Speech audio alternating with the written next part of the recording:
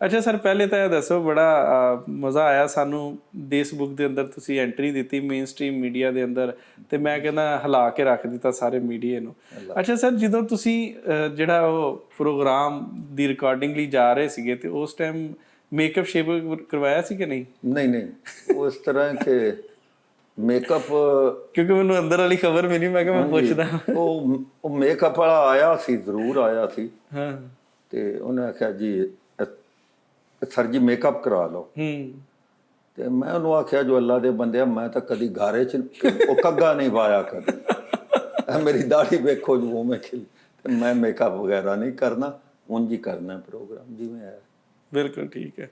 ਤੇ ਸਰ, ਕੈਸਾ ਐਕਸਪੀਰੀਅੰਸ ਰਿਹਾ ਹੈ ਜਿਹੜਾ ਤੁਸੀਂ ਗਏ ਚੈਨਲ ਤੇ, ਔਰ ਚੈਨਲ ਦੇ ਬਾਕੀ ਲੋਕਾਂ ਨਾਲ ਮਿਲੇ? ਨਸੀਮ ਵਿਕੀ ਸਨ ਤੇ ਉੱਥੇ ਜੁਨੇਦ ਭਾਈ ਸਨ, ਤੇ ਮਤਲਬ ਕੈਸਾ ਉਹਨਾਂ ਦਾ ਰਿਸਪੌਂਸ ਸੀ? ਕਿਉਂਕਿ ਆਮ ਲੋਕ ਪੰਜਾਬੀ ਜਾਂਦੇ ਰਹਿੰਦੇ ਨੇ, ਦੂਸਰੇ ਜਾਂਦੇ ਰਹਿੰਦੇ ਨੇ, ਠੀਕ ਹੈ, ਤੇ ਲੇਕਿਨ ਉਹ ਇੱਕ ਐਸੀ ਪੰਜਾਬੀ ਜਿਹੜੀ ਕਿ ਉਹਨਾਂ ਦੇ ਮਤਲਬ ਥੋੜੇ ਲਫ਼ਜ਼ ਉਹਨਾਂ ਲਈ ਮੁਸ਼ਕਿਲ ਸਨ ਸਮਝਣ ਵਾਸਤੇ, ਤੇ ਉਹਨਾਂ ਨੇ ਕਿਸ ਤਰ੍ਹਾਂ ਜਿਹੜਾ ਲਿਆ ਚੀਜ਼ਾਂ? ਉਹ ਇੰਜ ਕਿ ਇੱਕ ਤਾਂ ਉਹਨਾਂ ਦੇ ਜਿਹੜੇ ਇੰਪ੍ਰੈਸ਼ਨ ਆਏ ਨਾ, ਉਹ ਹੀ ਦੱਸਦੇ ਪਿਆ ਕਿ ਉਹਨਾਂ ਨੂੰ ਕੈਸਾ ਲੱਗਾ ਹੈ।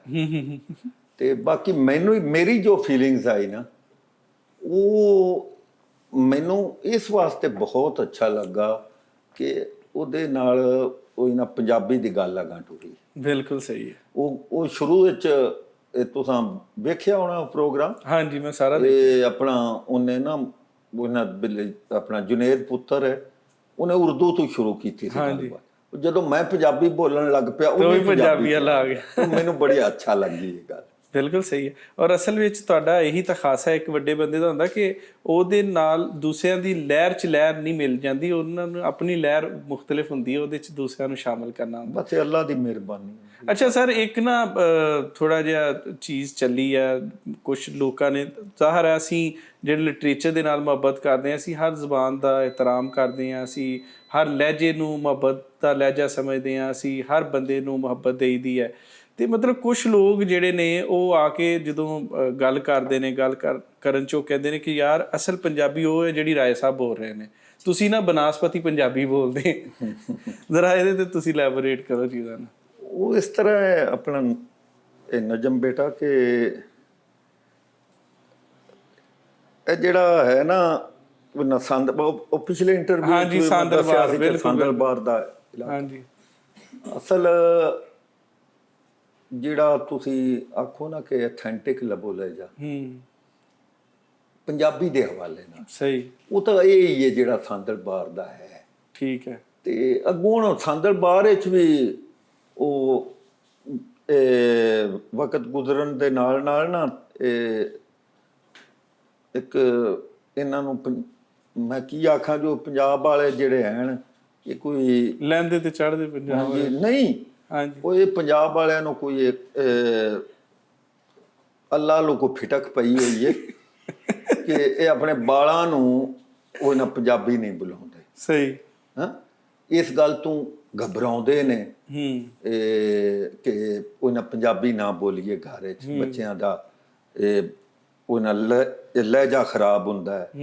ਹਾਲਾਂਕਿ ਮੇਰੇ ਹੁਣ 2 ਪੁੱਤਰ ਨੇ, ਬਿਲਕੁਲ ਪੰਜਾਬੀ, ਤੇ ਉਹਨਾਂ ਨੂੰ ਅੰਗਰੇਜ਼ੀ ਬੋਲੋ ਤੇ ਉਹਨਾਂ ਦੇ ਲਹਿਜੇ ਨੂੰ ਤਾਂ ਕੁਛ ਨਹੀਂ ਹੋਇਆ। ਬਿਲਕੁਲ ਸਹੀ ਹੈ।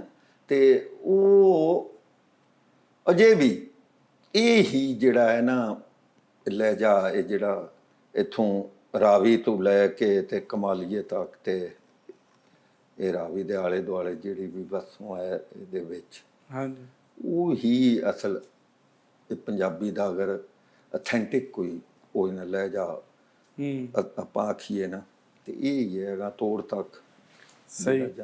ਅੱਛਾ ਸਰ, ਮੈਨੂੰ ਜਿਹੜੇ ਆਪਣੇ ਸੂਫੀ ਸ਼ਾਇਰ ਨੇ, ਸਾਡੇ ਬਾਬੇ ਨੇ, ਠੀਕ ਹੈ, ਉਹਨਾਂ ਦੀ ਸ਼ਾਇਰੀ ਦੇ ਅੰਦਰ ਮੁਹੱਬਤ, ਇਨਸਾਨੀਅਤ ਦੇ ਪੈਗਾਮ ਮਿਲਦੇ ਨੇ। ਅੱਜ ਅਸੀਂ ਬਾਬਾ ਬੁੱਲੇ ਸ਼ਾਹ ਦੇ ਮੇਲੇ ਤੇ ਜਾ ਰਹੇ ਹਾਂ, ਉੱਥੇ ਮੁਸ਼ਾਇਰਾ ਵੀ ਆ ਸਾਡਾ। ਹਾਂਜੀ, ਆਪਾਂ ਜਾ ਰਹੇ ਹਾਂ। ਤੇ ਉਹਦਾ ਸਰ ਤੁਸੀਂ ਇਹ ਥੋੜ੍ਹਾ ਜਿਹਾ ਬੁੱਲੇ ਸ਼ਾਹ ਦੇ ਜਿਹੜੇ ਫਲਸਫੇ ਨੂੰ ਸਾਨੂੰ ਦੱਸੋ, ਕੀ ਫਲਸਫਾ ਹੈ? ਇਹ ਬੁੱਲੇ ਸ਼ਾਹ ਜੀ ਰਹਿਮਤੁल्लाह ਅਲੈਹ, ਉਹਨਾਂ ਕੱਲਿਆਂ ਦਾ ਨਹੀਂ, ਜਿਹੜਾ ਵੀ ਅੱਲਾ ਵਾਲਾ ਹੈ ਨਾ, ਜਿਹਨੂੰ ਵੀ ਅੱਲਾ ਦੀ ਲਗਨ ਹੈ, ਜਿਹਦੇ ਤੇ ਅੱਲਾ ਦੀ ਮਿਹਰਬਾਨੀ ਹੈ, ਆਲਮੋਸਟ ਇਹ ਉਹਨਾਂ ਦਾ ਫਲਸਫਾ ਇਹ ਰੱਬ ਤੋਂ ਸ਼ੁਰੂ ਹੋ ਕੇ ਰੱਬ ਤੇ ਹੀ ਮੁੱਕ ਜਾਂਦਾ ਹੈ। ਤੇ ਬਾਕੀ ਜਿਹੜੇ ਹਨ ਉਹ ਇਹਨਾਂ ਮੁਤਬਰਕ ਹਸਤੀਆਂ ਤੇ ਮੋਤਬਰ ਹਸਤੀਆਂ ਉਹ ਵੀ ਉਹਨਾਂ ਨਾਲ ਹਨ, ਲੇਕਿਨ ਅਸਲ ਜਿਹੜਾ ਉਹਨਾਂ ਦਾ ਮੇਨ ਹੈ ਨਾ ਥੀਮ ਤੁਸੀਂ ਆਖੋ ਜਾਂ ਮਕਸਦ, ਉਹ ਰੱਬ ਦੀ ਰਾਹ ਦੱਸਣ ਤੇ ਰੱਬ ਦੇ ਆਖੇ ਤੇ ਅਮਲ ਕਰਨ। ਬਿਲਕੁਲ ਠੀਕ ਹੋ ਗਿਆ ਸਰ। ਜਿਹੜੇ ਸਾਡੇ ਬੁੱਲੇ ਸ਼ਾਹ, ਬਾਬਾ ਬੁੱਲੇ ਸ਼ਾਹ ਹੋ ਗਏ, ਸ਼ਾਹ ਹੁਸੈਨ ਸਾਹਿਬ ਹੋ ਗਏ, ਠੀਕ ਹੈ, ਇਹਨਾਂ ਦੀ ਜਿਹੜੀ ਸ਼ਾਇਰੀ ਆ, ਤੁਸੀਂ ਕੀ ਸਮਝਦੇ ਕਿ ਅੱਜ ਦਾ ਜਿਹੜਾ ਮਾਸ਼ਰਾ ਬਣਿਆ ਪਿਆ ਵਾ, ਜੋ ਹਾਲਾਤ ਬਣੇ ਪਏ ਆ, ਉਹਦੇ 'ਚ ਕਿੱਦਾਂ ਸਾਨੂੰ ਫਾਇਦਾ ਦੇ ਸਕਦੀ ਹੈ? ਇਹ ਜਿਹੜੇ ਹਾਲਾਤ ਪੁੱਤਰਾ ਤੂੰ ਦਾ ਪਿਆ ਨਾ ਕਿ ਹਾਲਾਤ ਬਣੇ ਪਏ ਨੇ, ਇਹ ਹਾਲਾਤ ਬਣੇ ਹੀ ਇਸ ਵਾਸਤੇ ਪਏ ਨੇ ਕਿ ਅਸਾਂ ਉਹਨਾਂ ਦੀ ਸ਼ਾਇਰੀ ਨੂੰ ਫੋਲੋ ਨਹੀਂ ਕੀਤਾ। ਅਗਰ ਅਸੀਂ ਕਰਦੇ ਤੇ ਹਾਲਾਤ ਕਦੀ ਵੀ ਨਾ ਬਣਦੇ। ਤੇ ਜੇ ਹੁਣ ਵੀ ਕਰ ਲਓ, ਅਜੇ ਵੀ ਉਸ ਆਖੇ ਡੁੱਲਿਆਂ ਬੇਰਾਂ ਦਾ ਕੁਝ ਨਹੀਂ ਗਿਆ, ਤੇ ਹੁਣ ਵੀ ਕਰੋ ਤੇ ਹਰ ਚੀਜ਼ ਸਿੱਧੀ ਹੋ ਜਾਏ। ਬਿਲਕੁਲ ਠੀਕ ਹੈ। ਅੱਛਾ ਸਰ ਜੀ, ਤਜਮੁਲ ਕਲੀਰ ਸਾਹਿਬ ਸਾਡੇ 'ਚ ਨਹੀਂ ਹੈ ਅੱਜ, ਬੜਾ ਵੱਡਾ ਨਾਂ ਪੰਜਾਬੀ ਸ਼ਾਇਰੀ ਦਾ, ਔਰ ਤੁਹਾਡੇ ਨਾਲ ਬੜੀ ਉਹਨਾਂ ਦੀ ਜਿਹੜੀ ਨਿੱਘ ਰਹੀ ਹੈ, ਔਰ ਬੜਾ ਤੁਸੀਂ ਉਹਨਾਂ ਨਾਲ ਪਿਆਰ ਮੁਹੱਬਤ ਦਾ ਸਿਲਸਿਲਾ ਰਿਹਾ ਹੈ। ਤੇ ਤੁਸੀਂ ਕਿਵੇਂ ਵੇਖਦੇ ਆ ਜਿਹੜਾ ਉਹਨਾਂ ਮਤਲਬ ਉਹਨਾਂ ਦੇ ਦੌਰ ਨੂੰ ਤੇ ਉਹਨਾਂ ਤੋਂ ਬਾਅਦ ਦੇ ਦੌਰ ਨੂੰ? ਤਜਮਲ ਨਾਲ ਮੇਰਾ ਬੜਾ ਅੱਛਾ ਵਾਹ ਰਿਹਾ ਹੈ, ਬੜਾ ਅੱਛਾ ਵਾਸਤਾ ਰਿਹਾ ਹੈ। ਅੱਲਾਹ ਪਾਕ ਉਹਦੇ ਤੇ ਬਹੁਤ ਮਿਹਰਬਾਨੀ ਕਰੇ, ਕਰੋੜ ਹਾਰਾਮਤਾਂ ਹੋਵਣ ਉਹਦੇ ਤੇ।